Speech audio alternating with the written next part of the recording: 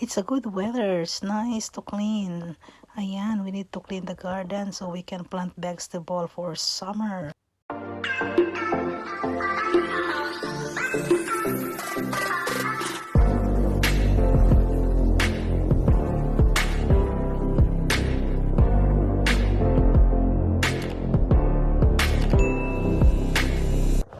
Ayan, super duper busy sila putting bakod. Ayan, fence around our chalet. Ako naman busy sa copy picture. O, diba? Picture lang ang trabaho ni Macarena. So, ayan, nagtatanggal sila. Bakod na. Look, we have a bakod na. So, they need to clean. So, we can plant something this summer. Some vegetables for summer. O, ayan, malinis na siya. Diba? Tatapon na ang mga basura. Ayan, tapon. Ayan, malinis na.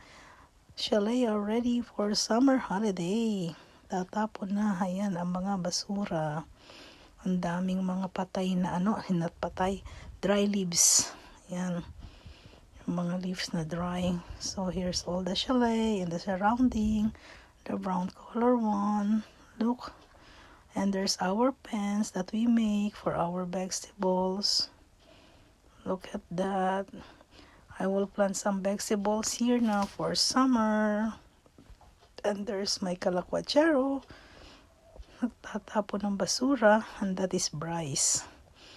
Ayan si Bryce, busy cleaning the garden. Ayan, tinatanggal yung mga dry. There's so much dry leaves. Yung mga galing sa puno during autumn, nagtaglagas.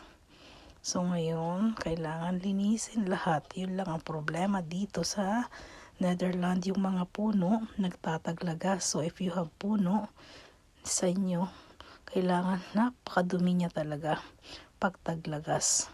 Ayan, ang dami Diyos ko, ang dami.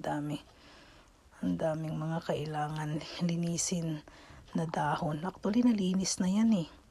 Kaya ganyan. Pero super daming dahon talaga. Grabe pag taglagas. Tapos ngayon, it's nice because it's now summer, spring na. Now is spring, so then all the leaves is coming back. And then malalagas uli siya during the autumn time. Ayan, so it's spring. So now look, Bryce clean.